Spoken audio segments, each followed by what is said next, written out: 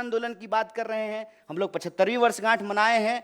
तो 1857 की क्रांति में वीर कुंवर सिंह जैसे लोग बिहार में पैदा हुए कि अपना हाथ काट करके नदी में प्रवाहित कर दिए। आप 1942 के भारत छोड़ो आंदोलन को देखिएगा तो मैं जिस इलाके से आता हूं उसको बिहार का बारदोली कहा जाता है। आप उसके बाद देखेंगे तो एक इकलौता आदमी एक छेनी हथौड़ी लेकर के पहाड़ काट करके रास्ता बना दिया। तो ये जो बीजेपी की लूट का पहाड़ है, उसके दोस्तों के छूट का जो कारोबार है, ये जो बेकार की बात है, उससे एक रास्ता बनाने के लिए रोजगार की बात करना जरूरी है। रोजगार एक बहुत बड़ा सवाल है और आप जब बोलेंगे या सुनेंगे तो महंगाई और भाजपाई आपको सुनने में एक जैसा लगेगा।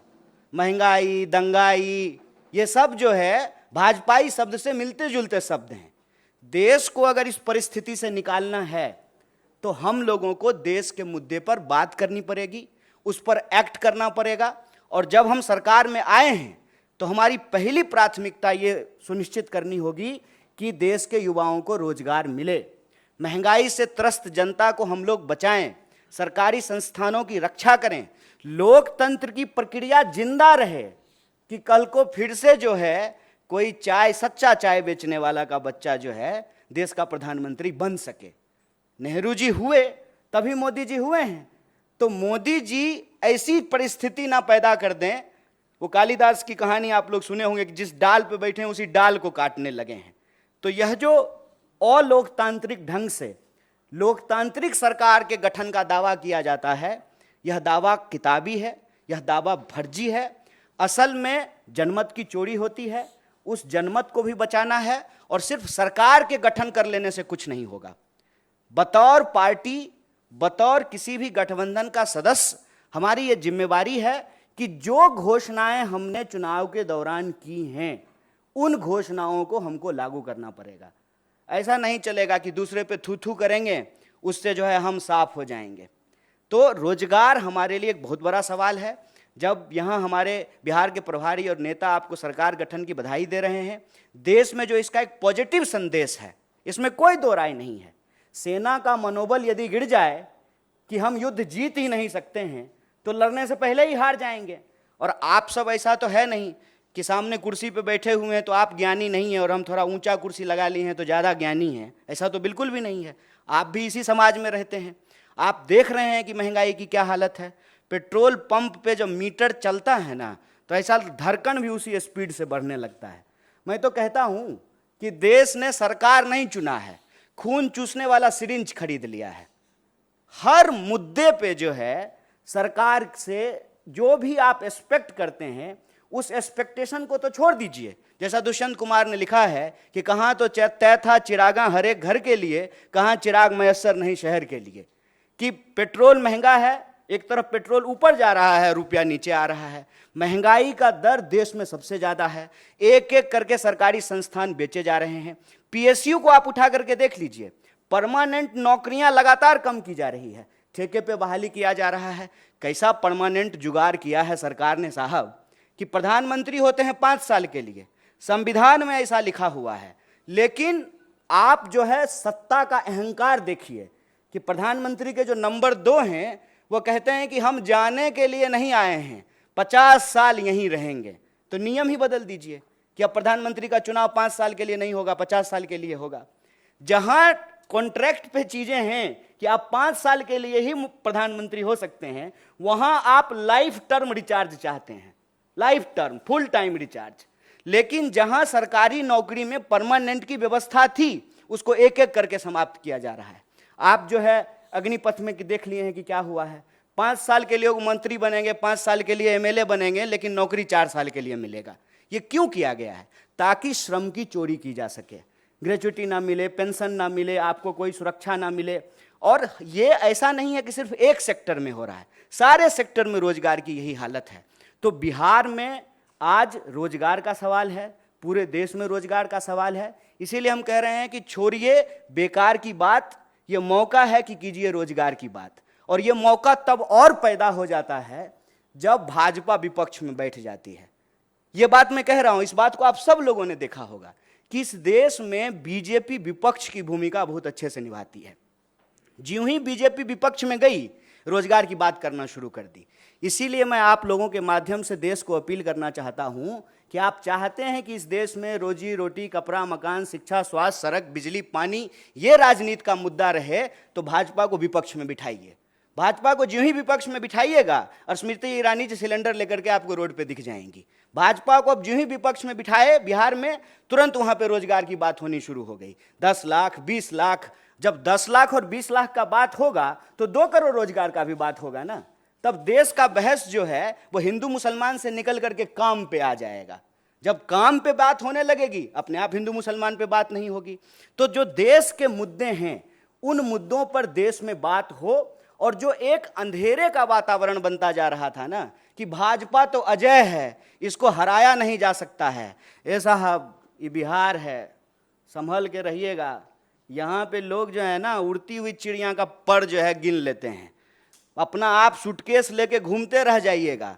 हम अपना श्रम बेचते हैं, पूरे देश में जाकर के मजदूरी करते हैं, श्रम बेचते हैं, ईमान नहीं बेचते हैं, इस बात को याद रखिएगा। और जब भी देश में अंधेरा बढ़ता है तो आशा की किरण बिहार से आती है। और मैं उम्मीद करता हूं कि देश में एक मजबूत विपक्ष का संदेशा बिहार ने दिया है। देश के युवाओं से अपील है कि आपका मुद्दा रोजगार है, देश के आम लोगों से अपील है कि आपका मुद्दा महंगाई है। इन मुद्दों पर राजनीतिक विमर्श हो और उस विमर्श को बतौर देश की सबसे बड़ी विपक्षी पार्टी होने के नाते इसको हम जिम्मेवारी से निभाएंगे। और देश के जो सवाल हैं, जो सकारात्मक मुद्दा है, जो पॉजिटिव पॉलिटिक्स है, उसको हम ले जाने का प्रयास करेंगे। आप सब लोग इस प्रेस कॉन्फ्रेंस में आए और हमारे सचिव जी यहाँ विनीत जी मौजूद हैं, आपने बात करने का मौका दिया। आप सबका बहुत बहुत धन्यवाद, बहुत शुक्रिया। बिहार से लेकर ही सवाल है। बिहार के जो बिहार में आपकी पार्टी के स्वास्थ्य से जुड़ा हुआ सवाल है कि अब चूंकि सरकार में शामिल भी हो गए तो जनहित के मुद्दे के साथ साथ पार्टी के बेहतरी और बढ़ोतरी के लिए आप सब क्या करेंगे, क्या? अच्छा, ये तो आप जो है गलत व्यक्ति से गलत सवाल पूछे हैं। जब यहाँ प्रभारी मौजूद हैं और अध्यक्ष मौजूद हैं तो सांगठनिक सवालों का जवाब जो है वो ये दोनों देंगे। कोई पॉलिटिकल क्वेश्चन है तो हम उसका जवाब देंगे।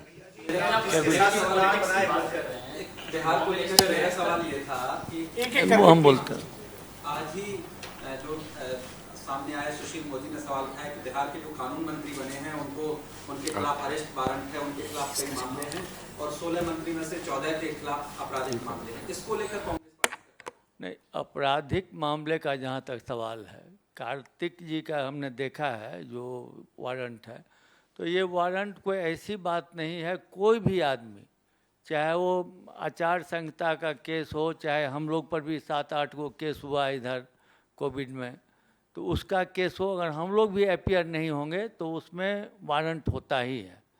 अब वो किस नेचर का केस है ये तो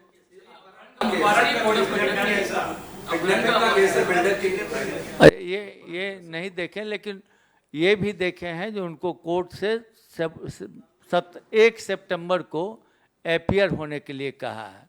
तो कोर्ट का मामला है, वो कोर्ट उसमें डिसाइड करेगी। अच्छा, एक मिनट, हम थोड़ा इस पे एक बात बोल देते हैं। आज हेडलाइन यही चल रहा है क्या? अच्छा, तो बिहार में कहावत है, चलनी दुसलक सूप के। जिस चलनी में अपने 75 छेद हो वो दूसरे का छेद दिखा रहा है। बताइए, देश के गृह मंत्री पे तरीपार होने का आरोप नहीं है, तरीपार थे और वो बाहुबल की बात कर रहे हैं। बेईमानी से विधायक को ऐसा लग रहा है जैसे पार्सल का पैकेट हो, कभी असम जा रहा है, कभी गोवा जा रहा है। ये बाहुबल नहीं है, ये आपराधिक काम नहीं है। और बिहार में कौन ऐसा दल है, कौन ऐसा दल है कोई दल? ये सब मुद्दा भटकाने की बात है। मैं तो नीतीश जी को धन्यवाद देना चाहता हूं। नीतीश जी अपने एक कार्रवाई से ना बहुत लोगों का कैरियर सेट कर देते हैं। अभी देखिए कि नीतीश जी मुख्यमंत्री हैं, गठबंधन के साथ ही बदल लिए हैं, ठीक है, तो सुशील मोदी जी भी मीडिया में आने लगे हैं। उन्हीं का पार्टी ने उनको साइड कर दिया था। कौन उनको डिप्टी सीएम के पोस्ट से हटा दिया? नीतीश जी हटा दिए कि यही लोग हटा दिए? देखिए, ये सब ना हमारे यहाँ कहावत है, छपास का बीमारी होता है कुछ लोगों को, कुछ भी पकड़ करके कुछ भी बोलेंगे। अरे कोई लॉजिक का बात कीजिए। राजनीति में कौन ऐसा नेता है जिस पे केस नहीं होता है और सारे केस सही होते हैं? किसी के पास 18 मुकदमा है, 17 मुकदमा है। आप चुनाव लड़िएगा, कोई आप कैंडिडेट हैं, आपको पता भी नहीं है, बिजली के पोल पे जो है कोई झंडा लगा दिया है, आचार संहिता का उल्लंघन हो गया, आपके ऊपर केस हो गया और आप अपीयर नहीं होइएगा, आपके खिलाफ वारंट जारी हो जाएगा। कानून की अगर बात कर रहे हैं तो कानून की भाषा में बात कीजिए। कोई भी अपराधी तब तक अपराधी नहीं है जब तक मान्य न्यायालय ने उसको अपराध साबित नहीं कर दिया हो। ये सब राजनीतिक छीटाकशी है। हम आज पॉजिटिव मुद्दे को लेकर के आपके बीच आए हैं और हम चाहते हैं कि हेडलाइन मैनेजमेंट का जो भाजपा का तरीका है ना, उसमें हाथ जोड़ करके आप भी मत पड़िए। आज सवाल बिहार के विकास की होनी चाहिए।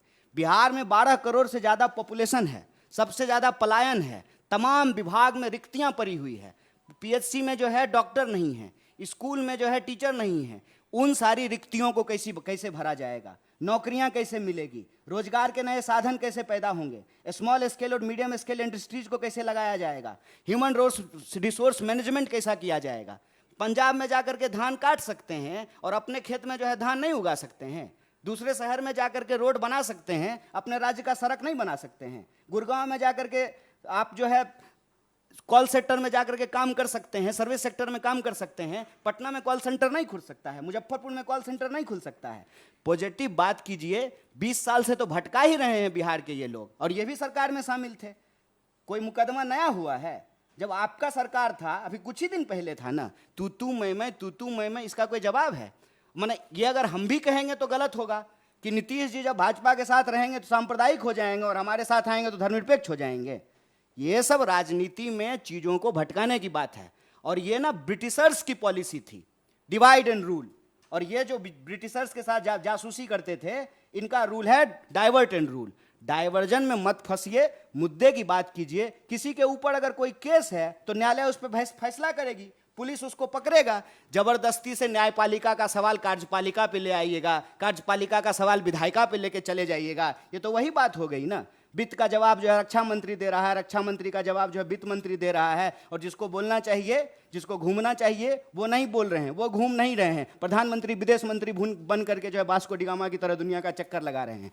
जिम्मेदारी फिक्स होना जरूरी है और हमारी जिम्मेदारी ये है एज ए अलायंस पार्टनर कि सरकार ने जो वादे किए हैं वो डिलीवरेबल कैसे हो, जनता के पास जो है वो कैसे पहुंचे, ये मुद्दा हमारा है। प्लीज किसी तरह के डाइवर्जनी प्रैक्टिस में हम लोगों को फंसने की जरूरत नहीं है। आपने बहुत अच्छा भाषण दिया, लेकिन हमको ये बताइए 30 साल से आप उसी के साथ हैं। लालू जी 15 साल रहे, आपकी सरकार से आपकी पार्टी ने समर्थन दिया, आप नीतीश बाबू के साथ हैं, तो विकास आपको गड़बड़ा गए सर आप। नहीं, आप गड़बड़ा गए क्योंकि आप मेरा बात कौन भाषण समझ लिए। भाषण सुनना था तो 15 अगस्त को प्रधानमंत्री का सुनते कि जिस दिन बोले नारी का सम्मान होगा, उसके बाद बलात्कारियों को माला पहनाया गया। हम भाषण नहीं देते हैं। गड़बड़ा गए इसीलिए सवाल पूछने में। बाय इलेक्शन कवर किए थे ना, यहाँ प्रभारी बैठे हुए हैं, साथ में चुनाव लड़े थे कि अलग में लड़े थे? है ध्यान आपको? बिहार में अभी बाय इलेक्शन हुआ था, कांग्रेस और आरजेडी अलग लड़ी थी कि नहीं लड़ी थी? कोई परसेप्शन बना लीजिएगा, उसी पे खेलते रहिएगा। कोई बॉल आएगा, छक्के मारना है। फैक्ट की बात कीजिए। अध्यक्ष अलायंस में नहीं थे, अलायंस में थे, हैं, रहेंगे, लेकिन अलायंस में नहीं भी थे। ऐसा नहीं है कि एक ही तरह से राजनीति चलते रहती है। और अगर आप इतना फैक्ट की बात कीजिएगा, भाषण नहीं समझिएगा, अगर उसको फैक्ट समझिएगा, तो एकमात्र पार्टी है कांग्रेस पार्टी जो कभी बीजेपी के साथ नहीं गई है। तो क्या इस देश में कोई राजनीतिक नया राजनीतिक पटकथा नहीं होगा? जीवन में कोई घटनाक्रम नहीं होगा? आप बच्चा से जुआन नहीं हुए हैं तो जुआन से बूढ़ा नहीं होइएगा। ये तो जीवन की स्वाभाविक प्रक्रिया है। हम अभी का बात बता रहे हैं आपको। एमएलसी का चुनाव हुआ था अध्यक्ष जी, हम आरजेडी के साथ नहीं थे, अलग चुनाव लड़े थे। 20 साल से साथ में हैं। ऐसे नहीं करिए, सब फैक्ट की बात कीजिए। अरे वैसे फिर आप महीना जोड़िएगा। हम अभी बता रहे हैं आपको कि हम एमएलसी में अलग अलग चुनाव लड़े हैं, बाय इलेक्शन में अलग चुनाव लड़े हैं। ऐसे ही देखिए, बात को घुमाने के लिए तो कुछ भी बोल देंगे, लेकिन फैक्ट का बात यह है कि ये सरकार एक मुद्दे पे बनी है। वो मुद्दा ये है कि देश के अंदर जिस तरीके से जनमत की चोरी हो रही है, उस पर एक मुकम्मल प्रतिकार हो और जो जनता के जन सरोकार के जो मुद्दे हैं उसको हम लोग डिलीवर कर सकें। Thank you. आप बोलिए। एक मिनट एक बार पहले पूछ। एक मिनट।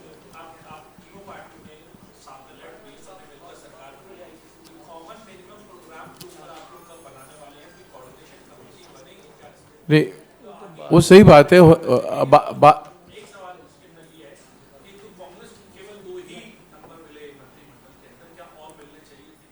नहीं, हमारी संख्या के हिसाब से 3 मंजूर हुआ है, 2 ओथ लिए हैं और 1 ओथ लेंगे।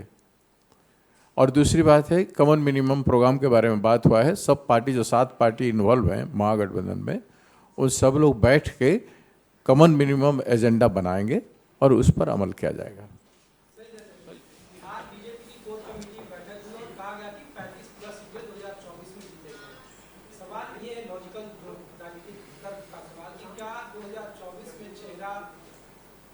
नरेंद्र मोदी के मुकाबले में नीतीश कुमार होंगे, ये अभी कहाँ। जैसा लोग चर्चा कर रहे हैं बिहार में। देखिए, ये देश बहुत नेता पैदा किया है और कांग्रेस ने बहुत प्रधानमंत्री बनाया है और बना है। हमारे कांग्रेस पार्टी का नेता है श्री राहुल गांधी जी। हमारे अध्यक्ष जी सिंपल सी भाषा में कहेंगे, मैं उनसे कहता हूं इस बारे में आपका जवाब दे दें। देखिए, जब सरकार बनती है, परसेप्शन होता है, बिहार में बहुत लोग कहते हैं जो वो होंगे, नारा भी लग जाता है, लेकिन न ही नीतीश कुमार जी आज तक बोले हैं जो हम प्रधानमंत्री के उम्मीदवार हैं, और न हम लोग कहें जो हमारे उम्मीदवार होंगे। हमारे उम्मीदवार सम्माननीय राहुल गांधी जी हैं, और राहुल गांधी जी उस परिप्रेक्ष्य में जिसको भी कह देंगे, हमारा पूरा दल उसके साथ समर्पित रहेगा। ये तो बात की बात है ना, अभी तो बहुत टाइम है, 2 साल देरी है, इंतजार कीजिए।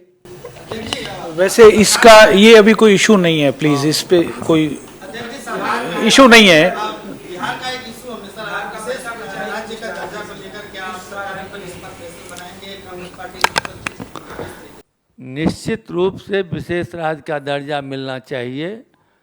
माननीय प्रधानमंत्री जी नरेंद्र मोदी जी ने 2 बार बिहार के लोगों को वादा किया, और इसी इशू पर में अगले बार जो हमारे नेता अभी महागठबंधन के हैं नीतीश कुमार जी, उनको बरगला करके समझा करके जो 2015 में जो जनादेश हम लोग को मिला था, सिर्फ इसी पॉइंट पर में लेके गए।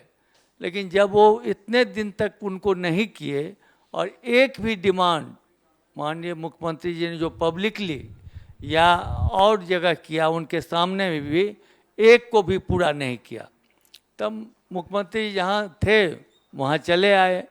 मैं समझता हूँ जो पूरी जोर शोर से महागठबंधन इस बात को उठाएगी भी और आगे भी उस पर अमल करेगी, और उस पर कार्रवाई हो सरकार के तरफ से, उसमें पहल करेगी।